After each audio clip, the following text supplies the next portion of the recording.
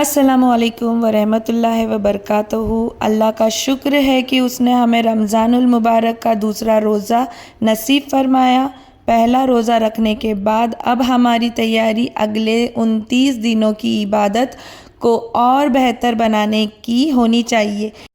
ये महीना तो नेकियों का मौसम होता है। इन सब में हमें क्या शामिल करना है ये सब तो आपको पता ही होगा।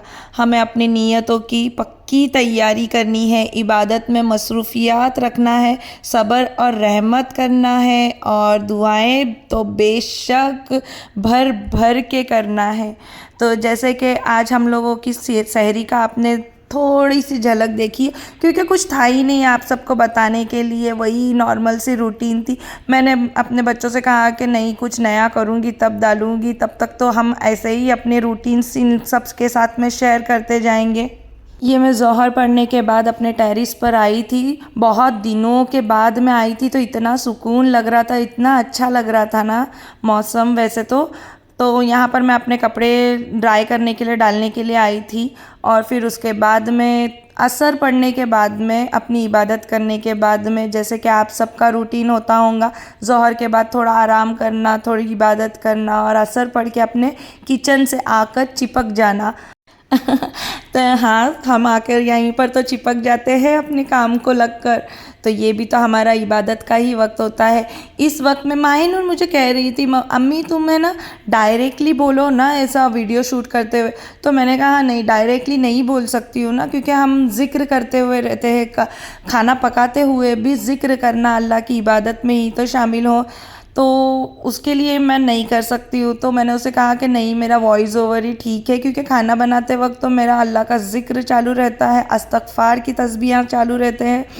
तो यहाँ मैं बना रही थी आज के ग्रेवी के आइटम में ग्रीन चिकन बना रही थी।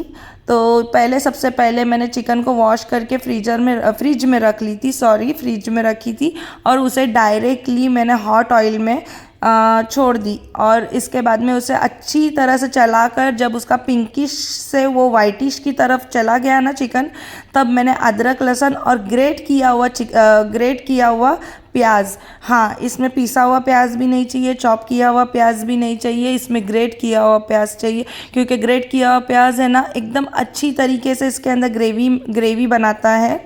तो 2 चम्मच अदरक लहसुन डालने के बाद में मैंने एक बहुत बड़ी प्याज ली है। अगर आपकी छोटी हो, मीडियम साइज़ की हो तो 2 और छोटी हो तो 3 ग्रेट करके आप इसके अंदर शामिल करें।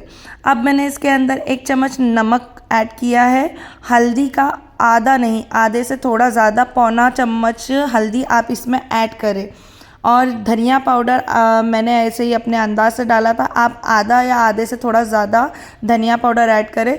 ये सिर्फ हरी मिर्चों का पेस्ट है। अगर आपके पास में ऐसा पेस्ट बना हुआ नहीं है, जैसे मैंने बनाई हूँ, मिर्चों का अलग, कोतमीर मिर्ची का अलग, अदरक लहसुन का अलग, तो आप एक काम करना, अदरक लहसुन के साथ में हरी मिर्चें जितना आपको तीखा चाहिए उतना आप पीस लेना और इसमें ऐड कर लेना। तो यहाँ पर मैंने सारे मसालों को अच्छी तरह से चला लिया है। भूनने का बोलते हैं ना प्रोसीजर मेरा चालू है। इसे चलाते हुए तो मुझे 4-5 मिनट हो गए और मेरा मसाला भी बहुत अच्छी तरह से बोलते हैं ना इन्हेंस हो चुका है। तो मैंने यहाँ पर है ना साबुत अक्खा ज़ीरा यूज़ की हूँ, पर आप नहीं यूज़ करना ऐसा। आप है ना क्या करना, इसको थोड़ा सा क्रश कर लेना, या तो ज़ीरे का पाउडर होगा ना आपके पास में बना हुआ, वो ऐड करना। और ये रहा मेरा मैजिकल मसाला। तो माशाल्लाह से इसकी वजह से बहुत अच्छा टेस्ट आया था। अगर मैजिक मसाला, मैगी मसाला आपके यहाँ पर अवेलेबल नहीं है तो आप इसमें चिकन क्यूब वो भी डाल सकते हैं, बेशक उसका भी टेस्ट, उससे तो टेस्ट और बहुत बढ़ जाएगा। तो यहाँ पर मुझे चलाते हुए 1-2 मिनट और हो गए। तो अब आएगा ट्विस्ट थोड़ा सा अलग। यहाँ पर मैंने पालक मतलब 1 मुट्ठी इतनी पालक ली हूँ मैंने, और उसे गर्म पानी में ब्लांच कर लेंगे और उसे अच्छी तरह से भापने के बाद में उसे मिक्सर में पीस लेंगे।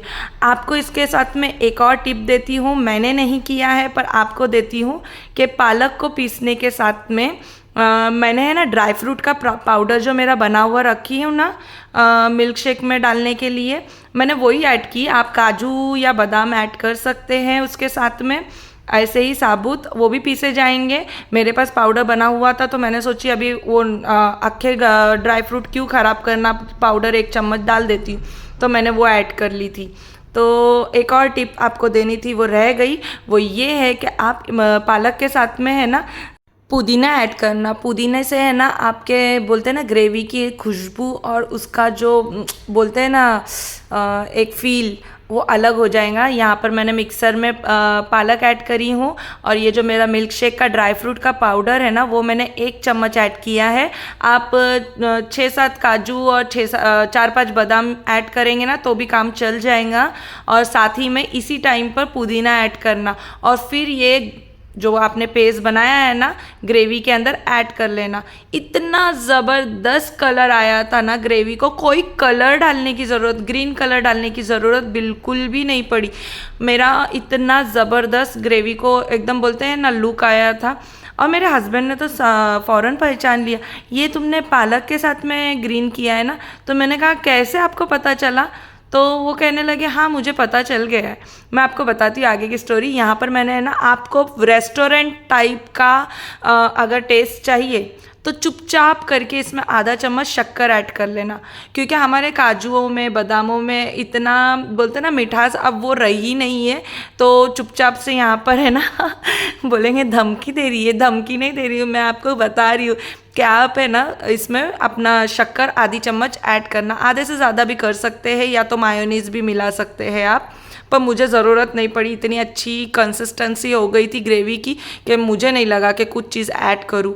और यहाँ पर मैंने अपना घर का बना हुआ अपना इतने प्यार से मैं गरम मसाला डाल रही हूँ तो यह हमारी ग्रेवी पूरी डन हो चुकी थी यहाँ पर। अब सिर्फ पराठों के साथ में सर्व करने की बारी थी इफ्तार के टाइम पे।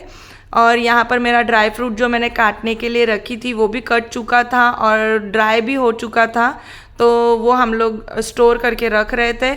यहाँ मेरे समोसे बन रहे हैं और आपको पता है ना कि मैंने वो तंदूरी का मसाला लगा कर रखी हूँ, तो वो भी मैंने ना लगनी में आपने जैसे कल देखे होंगे वैसे ही मैंने लगनी के अंदर भाप लिए और फिर उसके बाद में चूल्हे पर उसे आग दे दी, यानी कि उसके सेकोटी चटके जो रहते हैं ना काले काले वो दे दी थी।